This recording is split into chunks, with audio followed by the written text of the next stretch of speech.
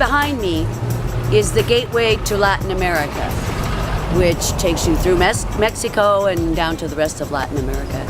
And if you've never been to Latin America or Mexico, come down and don't be afraid, really. As long as you're doing the right thing, as long as you're not involved with bad people, nothing bad's gonna happen to you. We've had a great time while we've been here doing this walkabout, and I hope you'll enjoy it.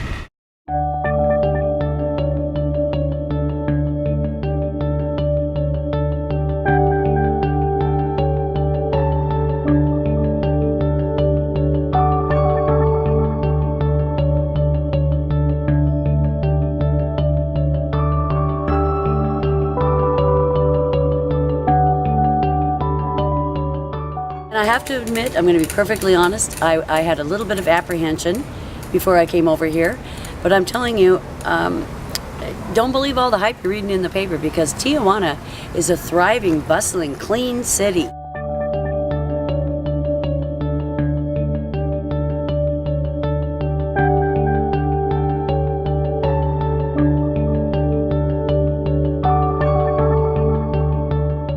Right now we're going to go for a little stroll down the boardwalk in the Playas de Tijuana, and we're going to look at their shops and smell their food and have breakfast. So we're going to take you for a tour on the Playas de Tijuana Malecón. So come along.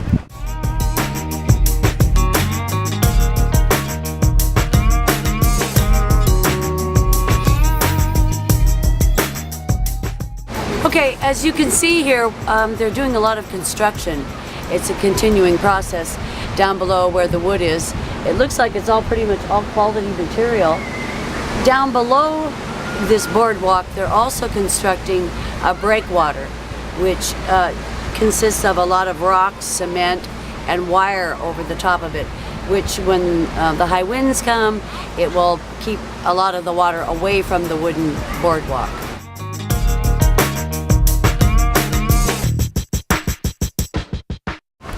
Okay, one thing that I have noticed in Tijuana and on the boardwalk and around town, many people have been given the impression that everybody down here is bad, but the only thing I've seen down here are families on the boardwalk walking together, kids playing on the beach, dogs, grandparents.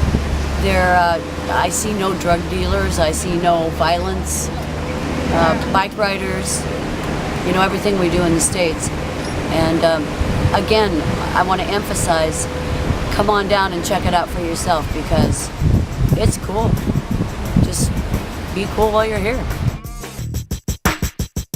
This is just one of the many places on the boardwalk, on the Malecón, that you can stop and have a cup of coffee or have lunch, look at the beautiful Pacific Ocean, and it's really very nice. They have artwork and food. Now, one thing about the Malecón here is it goes from where you can sit and just have a little cup of coffee, or as you walk further down the Malecón, you can have, they specialize in seafood on the Pacific side of seafood, and it's some of the best food that you'll ever eat is in Tijuana at some of the restaurants. And down on this boardwalk on the Malecón, you can get tacos, you can get empanadas, all the way up to a full course lobster dinner. So this is a wonderful place to come and eat here. It's actually a chef's delight. And the Malecón down here is really cute. It's a nice place to come to. Come and visit Tijuana and see how you like it. I like it.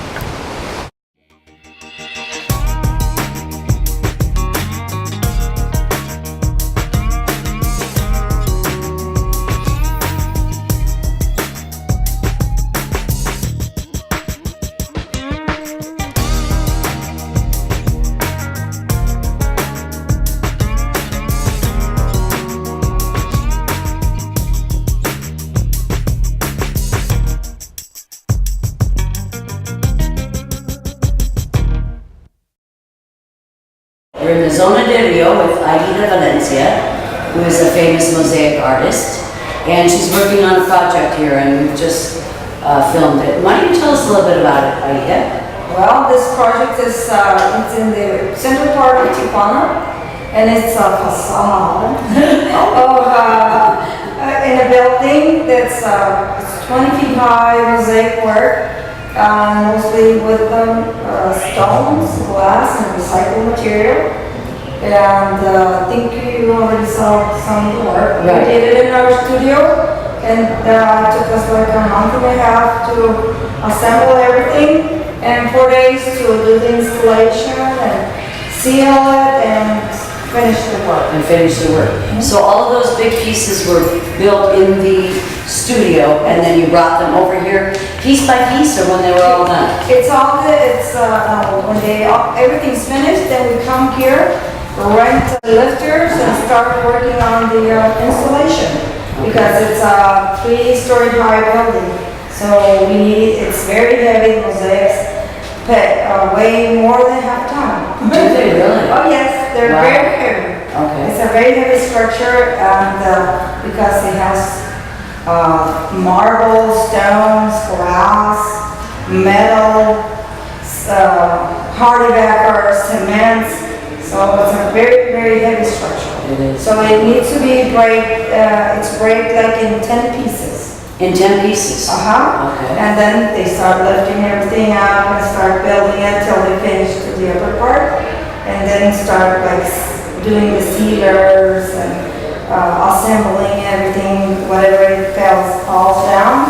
Yeah. It has to be really It's beautiful. Now, you made up the design yourself, right? Yes. What did you have in mind when you were thinking? Well, I tried to do like an industrial facade on the building, because it was before it was mint color with pink. Ooh. And so they wanted to be more contemporary and more urban. So I tried the design is like an urban design with a contemporary flair, and it has more of a gray colors with whites and silvers. It's really very beautiful.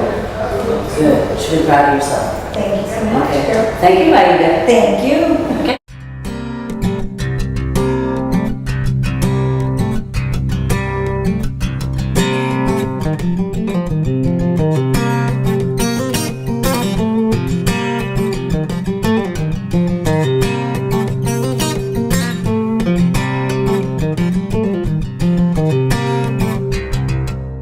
We are in the heart of downtown Tijuana, and we are at a huge facility which is called Centro Cultural de Tijuana, and it's similar to all of the cultural centers that we have in the United States. I believe it was built about 30 years ago, and they have right now 4 or 5 different exhibitions going on. They have art here, they have theater here, they have just about everything that you would find in any cultural center. They have opera, anything. And right now they have an outside art show in the front, where the artists are actually here. In the backside, they have a display, and you can go into the cultural center to see the brand new displays, and it's only 26 pesos, which in dollars adds up to about $2 to go and see the art that is just magnificent. And this is my first time to the cultural center here, and I am truly, truly impressed. And maybe someday San Felipe will get a cultural center.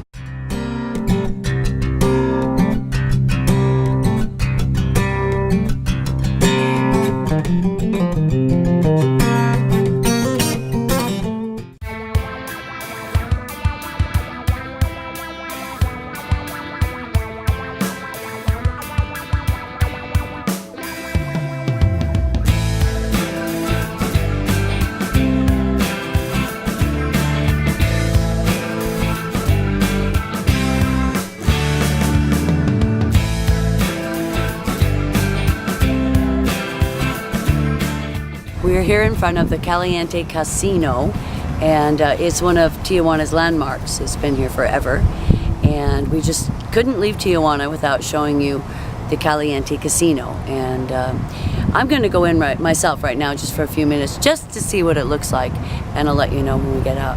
Okay?